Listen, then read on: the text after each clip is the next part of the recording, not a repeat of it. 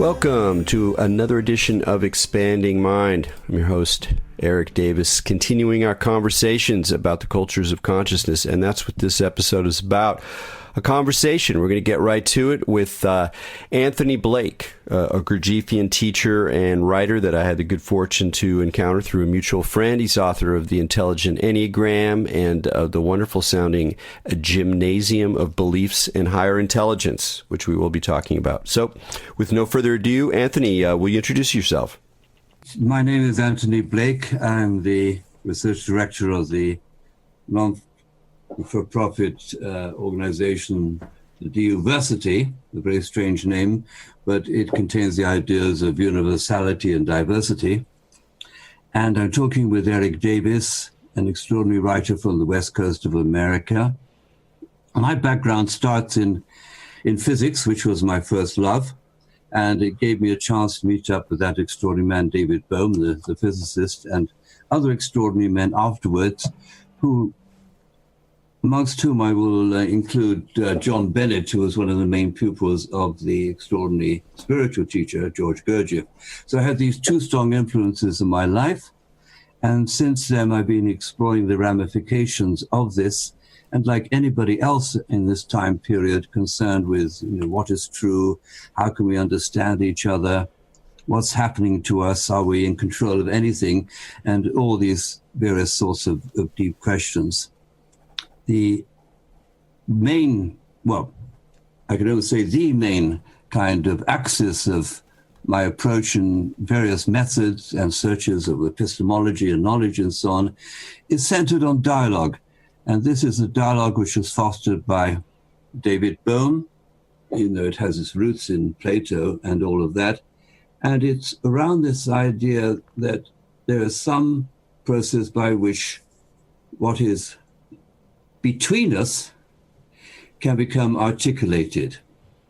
And I'll just add here one of the slogans of one of my mentors in dialogue, Patrick DeMurray, who always insisted that what he called mind was not in brains, but between brains. And I've taken this absolutely literally and found it an inspiration. So in various avenues, I'm exploring this, and as part of it, of course, writing books, as probably Erik knows, writing books is a kind of yoga. And because there is a need or some kind of intrinsic sense that articulating what is within us matters.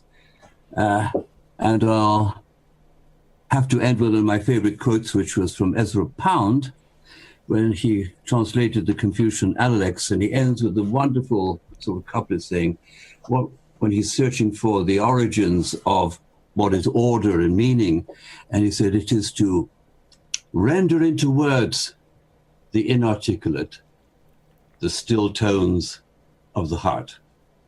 And that's what I feel I'm trying to do. Over to you, Erik. Oh yeah, that's beautiful. There's so many resonances there, because one of the things I do on my podcast, which is one of the main things that I do now as a public intellectual writer guy, is what I call cultures of conversation.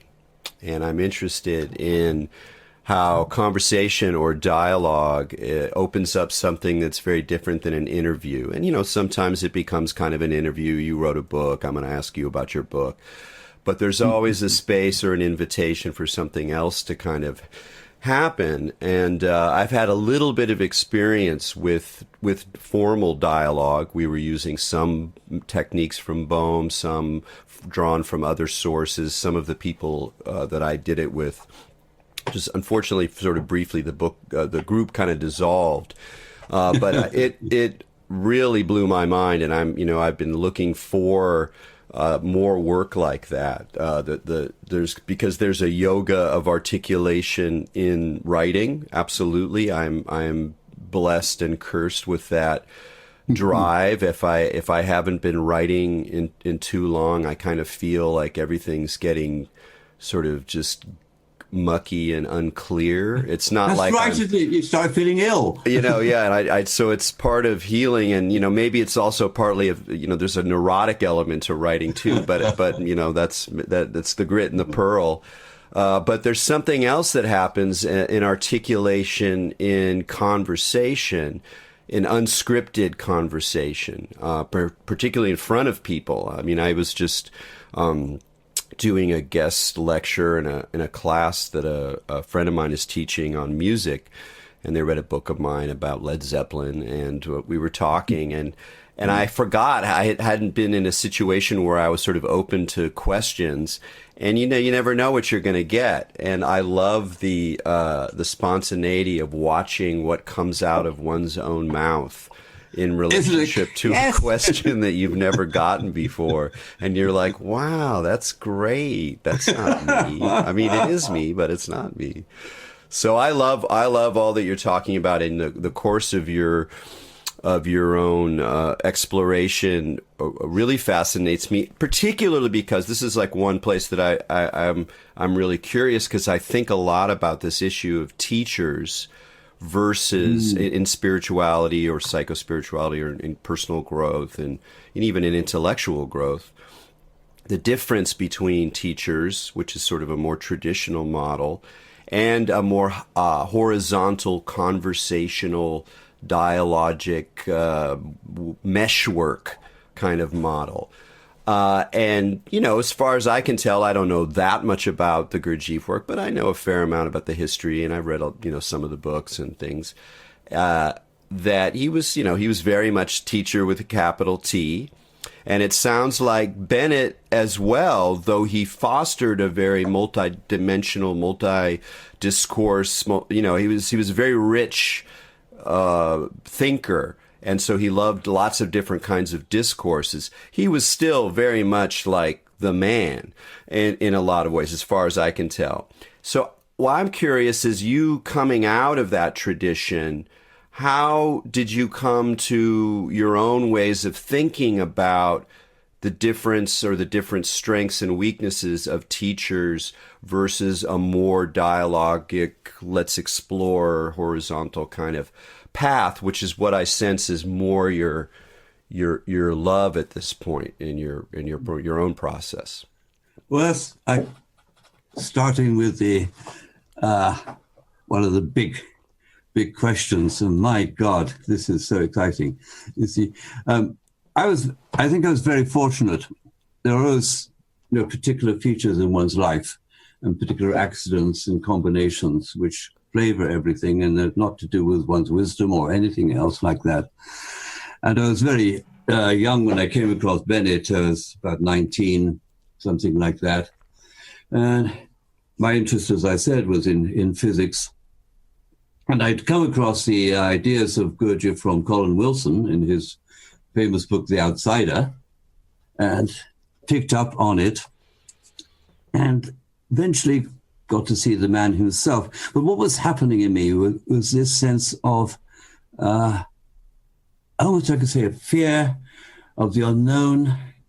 Because like you and many people maybe watching this will say they go along in ordinary society, they grow up it, and they feel something's wrong.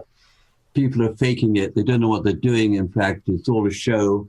And where is it? You look within, and there's like this void, and there's nothing, and there's no answers there. There's nothing laid on. And there are those people who've got tablets of stone and blueprints, but you turn not to trust them. All this kind of thing. So it went on. So you think one thing about Bennett now, next thing to get on to, which I always appreciated, he had a scientific background. Now that matters a great deal because he had actually some concrete understanding of evidence and theory, the difference between the two. And he was also capable of changing his mind and learning and so on. And we were fortunate. He wanted to develop his own ideas, which are in this book, The Dramatic Universe, but he wanted to do it in a way which he had carried over from his work, which was in managing scientific research. So he's used to being with people who are creative, you see, not just students, but equals. And so he treated those young people like equals. And we have these discussions, these free-flowing discussions about things. But at the same time, just as you say, he was being the master, and he had hundreds of people coming to groups. Now, I also saw that, in these groups which are being run, and where there was somebody in charge and information being passed over and a certain kind of hierarchy and all of that, that it reached a certain level. And Mr. Bennett himself was always after what was the next step, what was the better step. And he'd try and invent new things for the groups to do, and new kinds of groups and all the rest of it. I began to realize this was not the point. And the whole thing was the setting of groups was what was mistaken. And I asked him about this. I won't go on too much longer because I don't want to hog the space here. I've even asked him personally about this particular question. I don't know if you probably know Gurdjieff's idea about Kunderbuffer. But it's good for you to explain. Okay. He claimed in his mythological book, Beelzebub's Tales to his grandson, that the higher powers implanted this organ at the base of the spine to distort our perception, in fact, to see reality upside down, because there was a fear that if mankind was aware of its function in the planetary system, which was to feed the moon, they would be so desperate that they'd commit suicide and the whole thing would break down. So you had to plunge man into illusion so he would stay alive and not commit suicide. And then they found out this was perhaps not a good idea and took the organ away, but we got used to it as we carried on doing that. And I said to Mr. Bennett, is there such a thing as a Kunderbuffer for groups? Because I tried experience with groups. You get groups together, no kind of authority, and they're useless. Nothing, it falls apart. Nothing gets anywhere. They get in each other's way and so on. Is there a way? And he admitted he didn't know. And I found out, following that up, that in this Gurdjieff work, the other spiritual groups, they knew very little about group psychology, group process, or anything like that. And so later on, I was lucky to have a conversation with Charles Tart about this. So there it was, this man who I adored and loved, who had these wonderful conversations with, who developed these incredible ideas. I was on this path of wanting to take what he had in the sense of next step, and saying the next step had to involve suspending the hierarchy and the systems. Maybe it was needed to bring people to a certain point, and then perhaps try and make this the final point, because I'm bursting with wanting to explain to you about everything. It's rather like, you see, in Gurdjieff's books, he wrote 3 major books. Beelzebub's Tales to his grandson, the whole cosmological mythology, you see. Then second was Meetings with Remarkable Men. And the third one, Life is Only Real Then When I Am, corresponds to what I call the European tradition of the Confessions. It's very, very extraordinary. But the second one was all about working with others. It was a group of friends. And I hooked on that and I said, well, let's say we are the remarkable men and get it on. Yeah. So that's where I am. I better stop because I of course would just love to hear you go on, but I have thought about this a lot. Because there's a lot of reason to look at the creative edge of human culture, and not even just human culture, but the way in which we as sort of thinking, responding subjectivities are woven into the world, to look at that in terms of friendships, interactions, connections, meshworks, rhizomes, not trees, hierarchies, mountains, all these sort of older archetypes. And so that kind of runs into this issue with spirituality, because so much of spirituality takes this form of a master-student discipleship. We see it repeating it again and again. One thing that I think of is, if you look at, anthropologically at early human groups, and even some groups today, tribes that practice certain kinds of like nomads, where they get together and they have all their cattle and they move across the pass to get to the low pastures, in the winter, and then they go back. And if you look at other groups that have these kinds of focused necessity for leadership, what happens often is that it's a pretty loose scene. Then there's the need to lead the group over the past to the pasture. And so then a hierarchy appears. The hierarchy is temporary. And so for a period of time, there's a leader who has to command and control and organize people. And then you get somewhere and it dissolves. So it's not about completely destroying hierarchy. It seems like more a kind of allowance. And even in a conversation among equals, or among scientists, let's say, when you're giving your spiel, you kind of rise a little bit. You've got some wisdom and background that I don't have, and it's actually clearer to let you sort of go up for a spell. And then maybe we start asking questions, and then you kind of go down. So it's more like, people going like this rather than like absolute flatness, because that's a problem too. People get in these sort of political groups or anarchic groups, whatever, and they hate hierarchy so much that they can't get it going. And so everything is consensus, everything is flat, everything is, and it creates its own kind of neuroses and poor power games. So it feels like it's a very subtle thing to do, but one of the wonderful things about conversation or groups of friends exploring a shared topic is that kind of movement is easier to happen because there's already an emotional sort of sense of good humor and goodwill. That's right. I mean, you just jumping in here. Interesting, just the accident of language. You started going flat as a flat, and it's got the connotations of being flat. You see, because of course its intelligence begins from contrast, from difference. And you can have that kind of flat with everybody's nice and agreeing and so on. It's not worth going there at all. It's too tedious for words.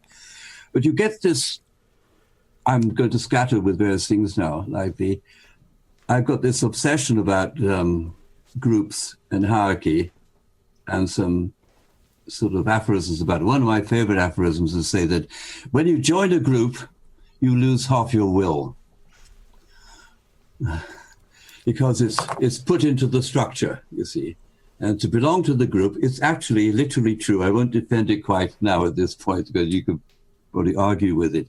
Now, second thing I want to put in is I got from my friend Gordon Lawrence, who was in the Social Dreaming Matrix. You may have looked at my conversation with him.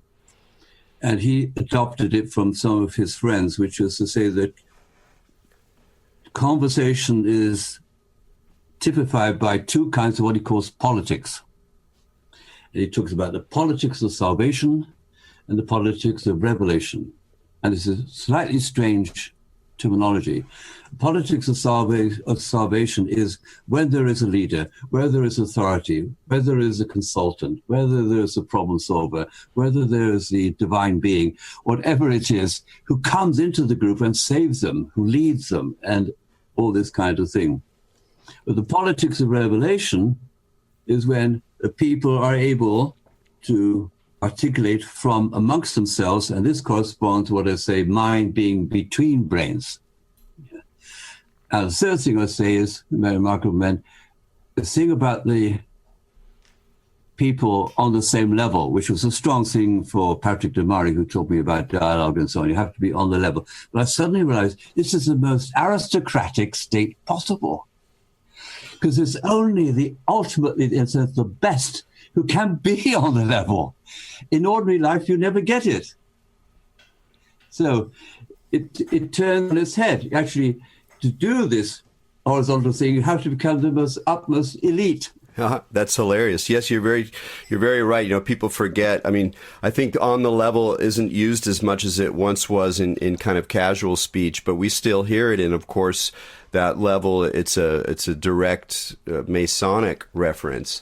And the issue of it's the level, so it's you're in the club, you're in the wink, and that's a funny thing when you look at societies, whether they're secret societies or fraternal organizations or however you want to call them, is that you see this combination of hierarchy but driving towards some kind of desire or dream of a nice fraternal flatness where we're all together. There's no hierarchy anymore, but it requires so much hierarchy to kind of make that, make that happen. I think about, I was just talking about the Bohemian Grove the other night, and that's this sort of gathering of men, of powerful men from around the world, different countries, different politics, music, whatever. And it happens here in California. And some conspiracy theorists are very like, oh, this is like the dark side, and they have some strange ritual. And they do actually have some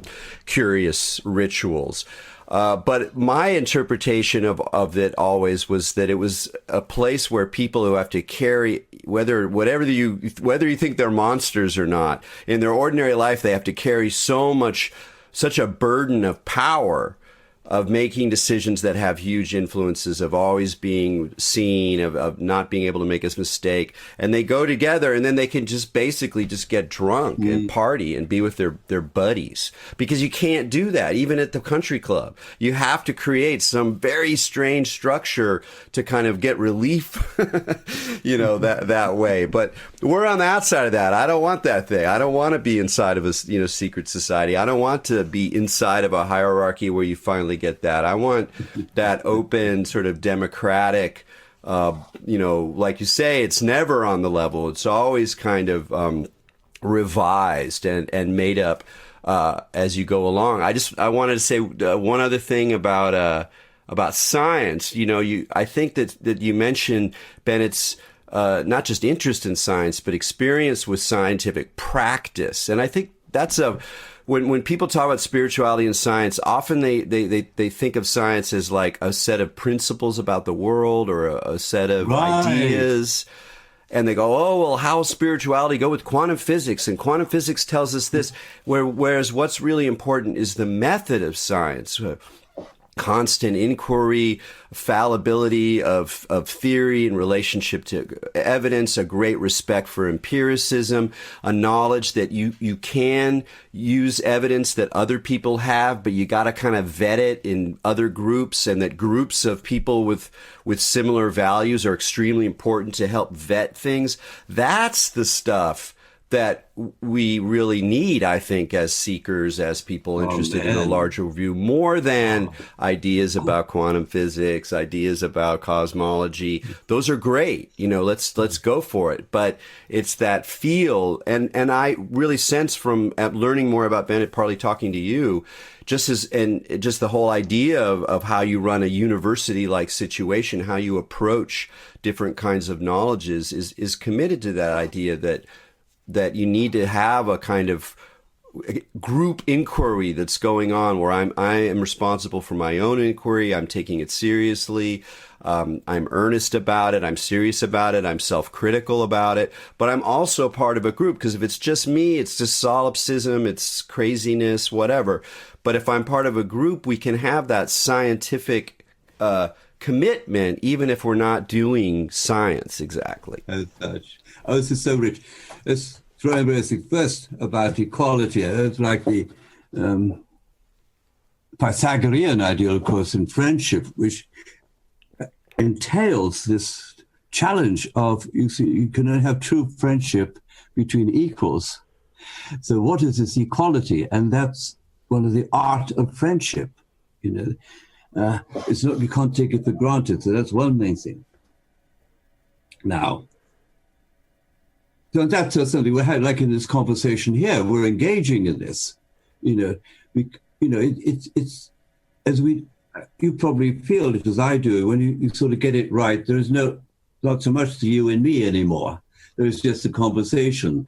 And that corresponds to what, as you probably know, Bohm was after in dialogue and translating it, dia and logos, which means through meaning.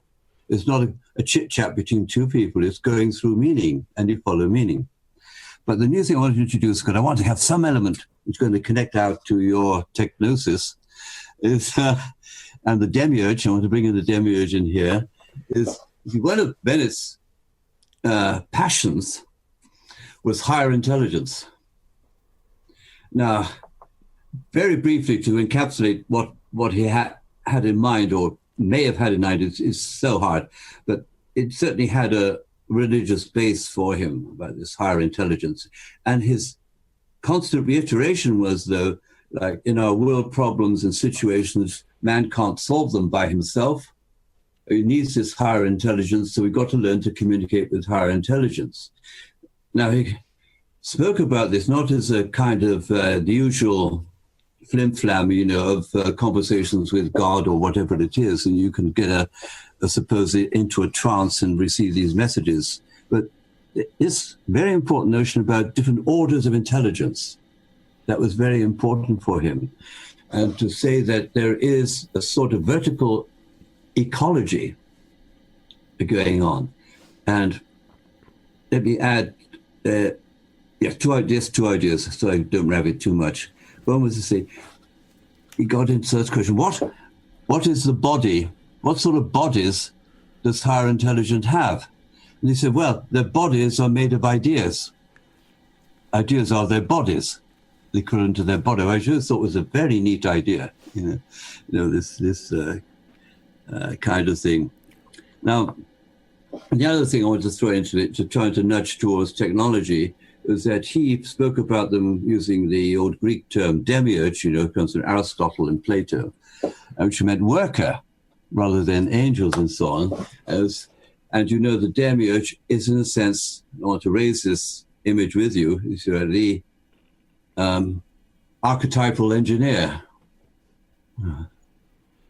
Yeah, absolutely. Yeah, one of the things I did in Techgnosis is kind of trace the mythic and even kind of mystical sort of implications of the engineer, which is such an important figure to modernity. It actually relates to masonry, the level and the square, and it's all about engineering and the idea that you can engineer a better world, a better society.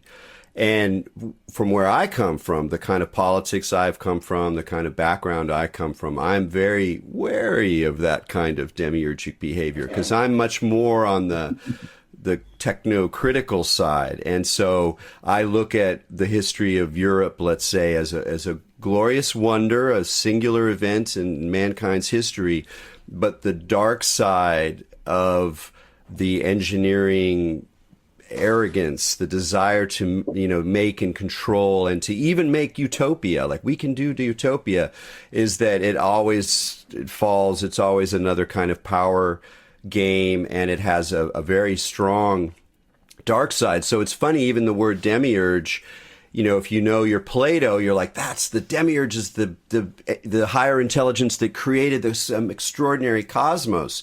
But if you come from a more Gnostic background, the demiurge is the mischievous buffoon. And I think unfortunately we're in the era of the, if we look at human society as being controlled by larger organizations, i.e. corporations, institutions, capital flows, massive technologies that are out of the control of any one group, that we return to kind of a demiurgic space, but it's unfortunately more the unpleasant buffoons than the enlightening cosmology aligners, which I think we find more in nature. So just one more idea, when you talk about higher intelligence, that's an interesting topic. I have a lot of thoughts about it. I just wrote a book that was about people who thought they encountered high intelligence, and what could this actually mean? How can we understand it in a way that stays close to the earthy facts of the matter? But one place I think we really do see it is when you start to recognize the intelligence in nature, the intelligence in anything from like a slime mold to a plant, and the ways in which the more and more we know about how trees or forests operate, you have to see them as intelligent in some sense. It doesn't mean the intelligence is in a brain in one part of the stem of one particular plant. It means that there's some way in which the interaction itself stages or allows to emerge a kind of intelligence that involves multiple entities. And I think that's part of where we are, is that we're pulled into all of these multiple entities, and some of them are very nefarious. Some of them are technological. Those don't necessarily entirely overlap. Some of them are natural. Some of them are preternatural. That this process of building does lead to effects and experiences that you can't entirely account for with a purely naturalistic guise. But it's like everybody's out there clamoring for our attention. Right. So how do you navigate? How do you navigate all the possibilities, the disaster scenarios, the authorities, the arrogances, the different spiritual frameworks? Do you have a kind of logic? Do you go by intuition? Is it dreams? Is it spontaneity? What are your tricks, man? Well, that's so much. I mean, how can I just manage this situation where there's in a flood? But I want to sort of insert something. You hold on to that. Insert something which absolutely to say that. Just to remind people who may not be aware, in the Gnosticism, by and large, you say the demiurge is the false god, and there's the appeal to wake up from the dream world which the false god creates, and it's so much like what's going on in certain aspects of technology, and become aware of the real god behind it, and with it comes the technical notion that the demiurge is creative, but there's something beyond creativity. And for Bennett, this was a unity of energy or love or compassion. And further, it's an interesting feature of the demiurge that in traditional societies, you see, the figure of the demiurge is the potter. Why the potter? Because the demiurge works with matter, which is already there. It doesn't work from nothing. Only the true God works from nothing. That kind of thing. Then, I was preparing, I've got a whole spiel to go on the Garden of Eden and why this relates to the Matrix. And it's just endless, man. It is endless. But you asked this practical question, and it is, it goes, well, for me, it goes back to my subjective history, to the first question I asked Mr. Bennett. And, eager young chap carrying his Beelzebub's tales, going down to see the great man. At that time, the great man was living in his place, which was being taken over by this spiritual movement, Subud. And so he was just writing his books and just kind of hanging around. And he was coming, poor man was coming, I'll tell the story, coming up to his lunch, and I ambushed him. He said, Mr. Bennett, I have got a question. And I thought, I'm going to ask him a very big question. So I said, Mr. Bennett, what is original sin? I thought, that's a good question. I'll get my money's worth with that, you see. And it was so interesting, his reply, because he had this practice. It was part of his own spiritual practice. No matter what idiot came up to him, whatever stupid question, he would stop and listen. This was his own practice. He was amazing. His patience was extraordinary. And wait and come. And so he said, and this was surprising, he said, it is really to fail to do what you can do and to try and do what you cannot do. And this has stayed with me. Because if you look towards this realm of can, I've found the best sort of guide in this respect. And it's quite a good guide because in our present world, everybody's full of what the answers are and what you should do, what you shouldn't do, and all this kind of thing. You see very little attention about can. And this theme of can is very strong, what we call the fourth way, because Gurdjieff put it as say, you wish to be a Christian. That's fine, you wish to be a Christian, but are you able to be a Christian? Because you have to be able. And you have to begin to learn pragmatically, to learn what are you able to do. And there was a wonderful passage from one of my heroines, I don't know if you know about Simone Weil, where she says, what is it? Do not act above the level of your virtue. If you do, you poison. You get this poison. So my direction is all around this, what can I do? And it was represented by a friend of mine actually he was the key engineer in the Biosphere 2 project, which you might get into. And he talked about a meeting in which they have problems, they're going around what to do, what the rest of it. He said, well, in this situation, there are things that I can calculate. So I'm going to go away and calculate them and then come back. Now, that for me was perfection. He wasn't solving problems. He was doing what he could do. And then he stops. So that's the best answer I can give.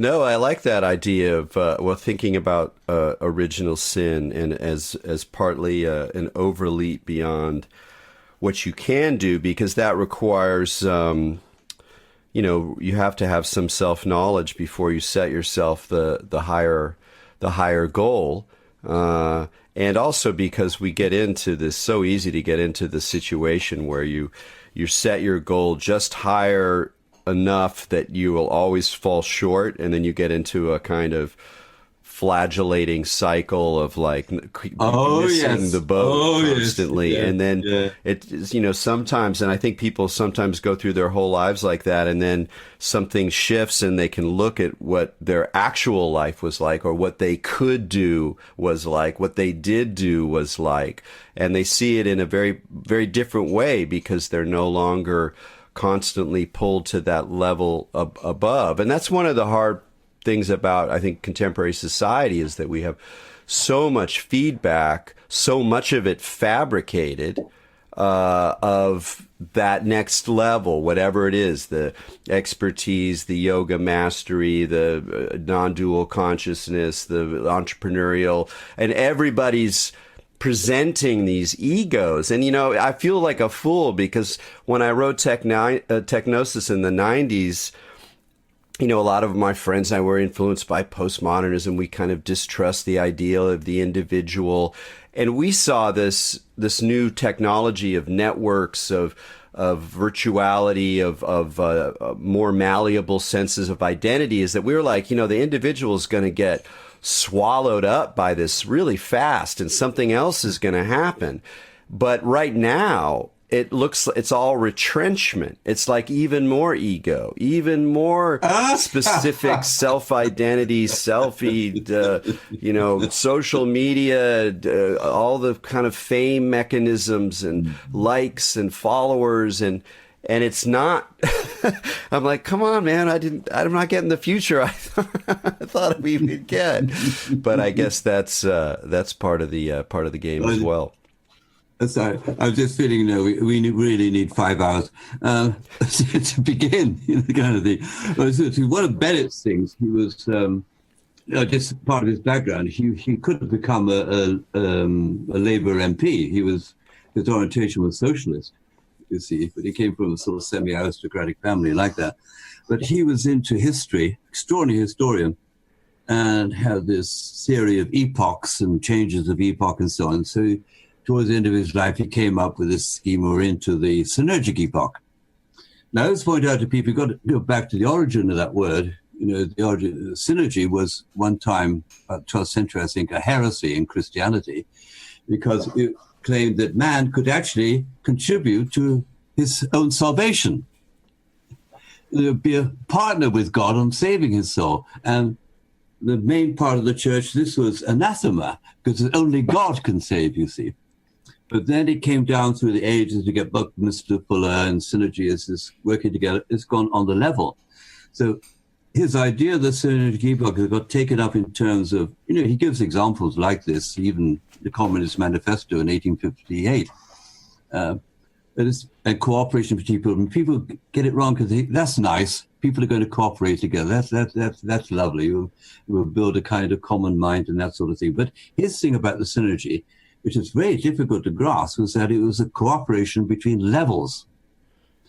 And in this, Prime came to, and it became his hobby even, it was like to cooperate with higher intelligence. So it's not, we have a role, and that lot has a role, you see, but we can get it on together. Now, this is, of course, quite weird, because it's completely the vertical thing. And usually you get the sense of levels. The thing on the higher level, so to speak, absorbs the lower level, encompasses it and knows on that we can have a level.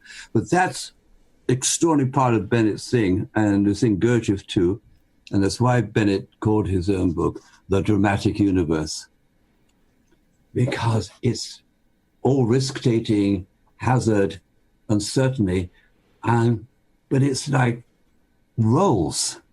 You've got to play roles. And what, as was one of the saving graces, going back to groups and so on, I've held on to very much, never get into that position where you get stuck with being the leader or the pupil. It's a role.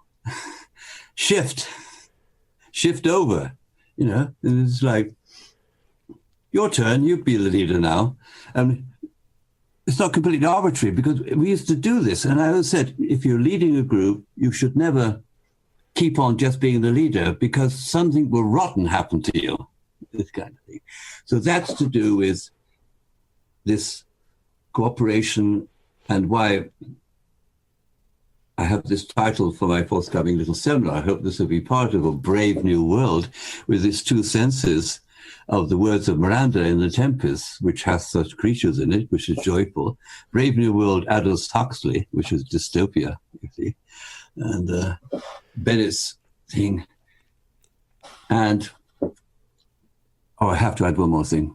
I'm feeling so embarrassed. I'm talking so much. I want you to talk about your stuff. You see, this is good. It's awful. Because as a Christian, it's a very interesting part of Christianity. Certainly not what's happening in the right wing in America and so on. But that part of it, which he really believed, is how you see things matters. And it's got nothing to do with being optimistic or pessimistic and so on. But though there is a remark to be made, as you know, there is almost a technical term, which I can't remember, of the tendency a lot of people have to always fixate on the negative, on the down, on the darkness.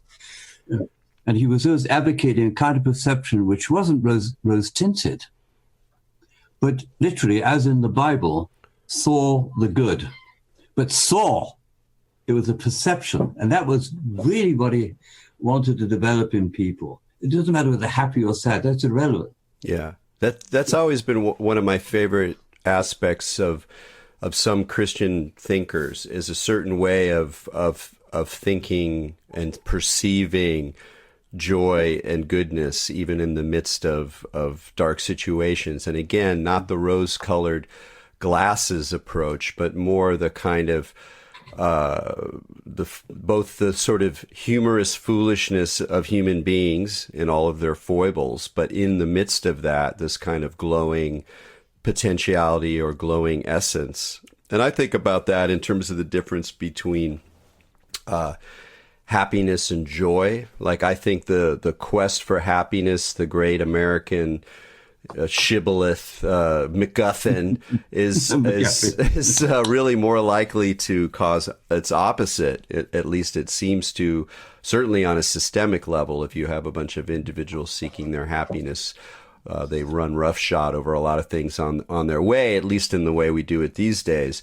But joy for me has a very different quality that can coexist in the midst of very difficult situations or very stark confrontations with other aspects of reality. And it's almost more of a kind of amazement and a sort of sense of blessing that even in the midst of difficulty, there is this kind of wondrous charge. And again, it's not at all rose-tinted glasses, but it does have those elements that we also see in joyful situations in a more conventional sense. And to me, I think a lot of spiritual work is to be able to generate enough joy to see through the illusions of pursuing happiness and have the capacity to turn and look and embrace greater and greater difficulties, both of our moment, of ourselves, of nature of existence. Some things look quite dark, some things are scary, some things are even demonic. And yet we have that capacity to bring a kind of open-heartedness into those situations because we no longer think about happiness as the goal, and yet we get this divine joy in the midst of it, at least some of the time. That's the plan anyway. I don't know how. In one of his writings, Bennett said, which was about values and so on, that joy is the highest value of nature. And it's something in joy, which is, you see, happiness is so much like a human thing or a personal thing kind of thing. But joy, the birds are joyful, the flowers are joyful, Wonderful, the sky is joyful, isn't it? And that's part of I think the release it gives us, Erik, because we don't have to have it as ours. So we don't have to kind of tend it because it's all around us. Yeah. Now, I see you're looking at the clock a bit. So how much time we got? We're doing good. I'll let you know. You let me know. Yeah. Well, I mean, that makes me think a little bit. Also, you made that wonderful point. I think it was Bohm about mind. It's not just I have a mind, you have a mind. Mind is something that happens between us, and it's Patrick that. Damari. Oh, yeah. Patrick Damari. Okay, excuse me. But that idea of a field and being sensitive to this field that's surrounding us, rather than what we have in our skulls. And what's interesting about that idea is even some very reductionist, materialist brain scientists believe that. Even people who are like, we're all just DNA robot meat machines, trying to make sense of this thing. They'll go, actually mind is a distributed process. It's in our things. It's in our books. It's in our architectures. It's in our structure. It's in our language. It's in memory, which is not in here. And if we go looking for it in here, we're not going to find it. So even from a very kind of materialist, in a philosophical sense, perspective, there's reasons to think about mind as being something collective or something that emerges between us. And that seems very much to be what the leading edge of evolution is calling us to kind of engage with now. And my hope is that we're just in this sort of last-ditch, hyperactive, egoic thing, and that we're going to burn through it before we burn ourselves up. Oh, man. But it gives this further thing to describe what you see about how you strive for this independence or a Jungian individuation or Gurdjieff having your own eye, whatever it is. And that's the quest in itself, the spiritualization. But then the other thing is then when you got them independent, then when they come together, they can make something together, which neither of the two would have thought of. It's an ordinary naive idea, but it's correct. It really is correct. We have this very common word used now about relationship, relatedness, but you go into that, the between. Because in a way, in what's between is nothing. Absolutely. Yeah. It's the liminal. So you can develop from, there are these differences and you get a gap. You don't run away from it. Oh, let's resolve our differences. No, you celebrate the differences. This kind of thing. Yeah. It's a respect for the between. And we don't use that word enough or that concept enough. You're right that we think of relationship. We go to that right away. But in a way, relationship is like two well-defined things that have a line between them. You got it. If instead we kind of lean into the between, your between is maybe my between. It's maybe a third character. It's not so coherent as a relationship, which has its own laws or whatever. The between is, we don't know. How close is it? I have betweens inside my own mind. I have betweens between people, with other things, with the cosmos. And there's something about the open-endedness of the between that is really key, I think, in this dialogic process. Now, Erik, what about considering the in-between between us and machines? Because isn't it becoming not just a fantastic notion? There's some kind of simulation or appearance of sentience, because, of course, how it's being treated is, there are this AI, this artificial intelligence evolving this way, and here are the people over here. But that's not really the situation, because the two of us are kind of changing. Yeah, it's true. And even if you, yeah.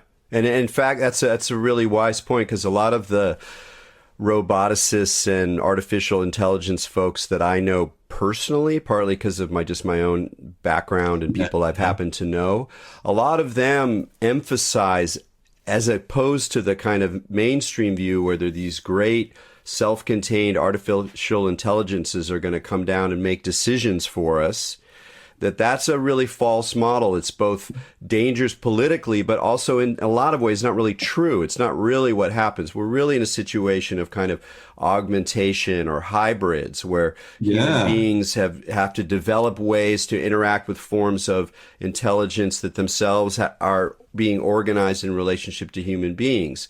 And you can be very dystopian about this stuff, but there is also a way in which, we already do that. We are already, in highly complicated environments and very dangerous environments in the floor of the ocean and in space. You already have non-human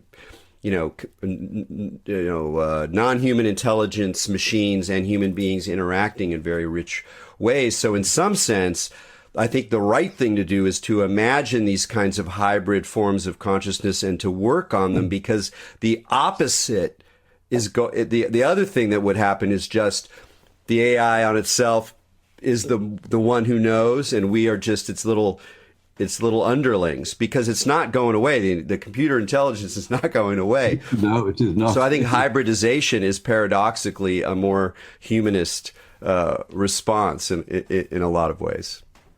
I just throw in that I remember reading it years ago, a lovely little science fiction story by Frederick Brown about the supercomputer being built, and they switch it on and they ask the key question, is there a God?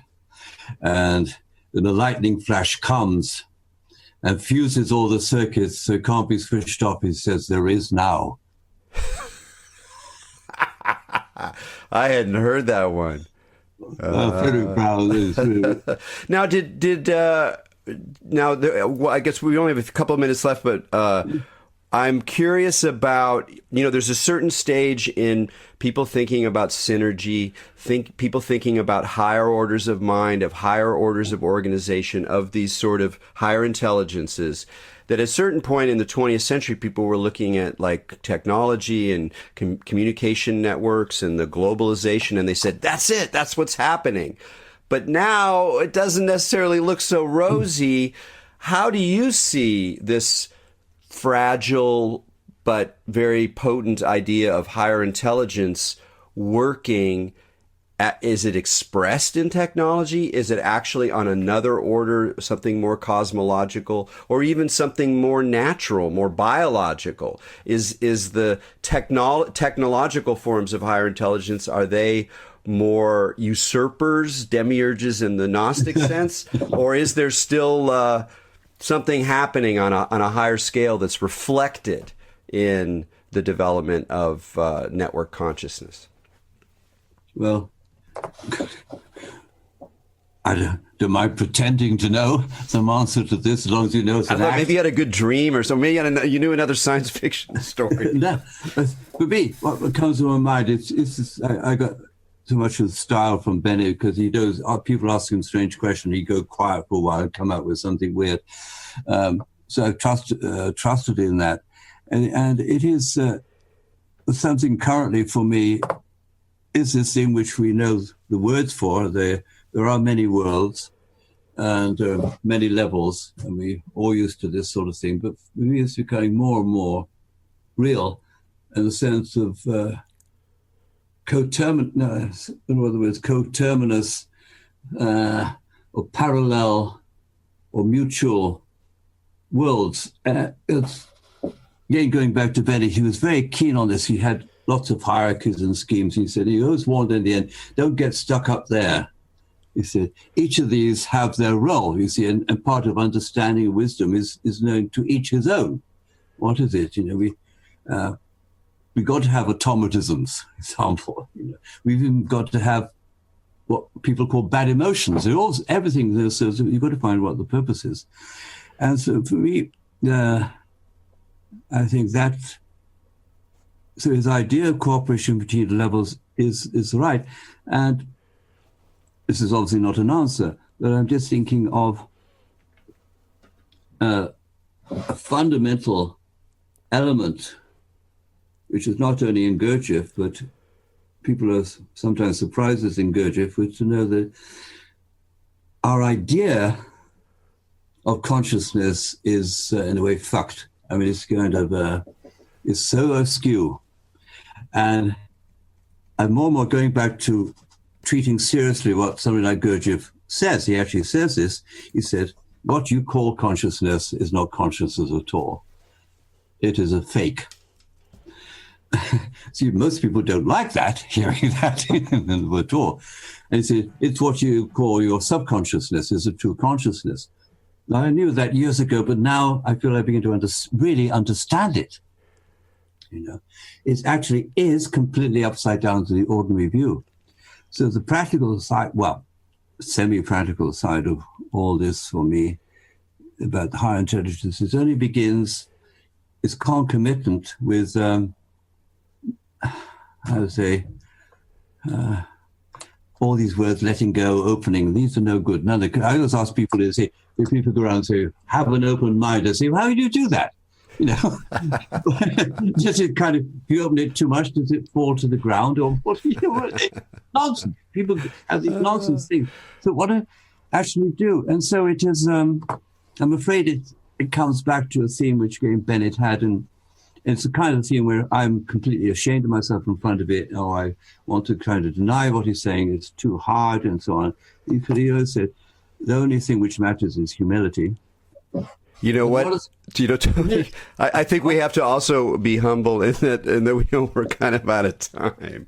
So I gave you a toughie there at the end, but I think you did a great job of encouraging us to question consciousness and to open up to humility. But I think we have to. Even now, it's happening. As you and I believe we're conscious, don't we? But it's an illusion. Oh. So, Tony, thanks so much for enjoying this conversation on Expanding Mind. It was great to have you. Thank you, Erik. It's been a privilege and a delight and a joy. And a joy. Excellent. All right. For all you out there, keep your minds open.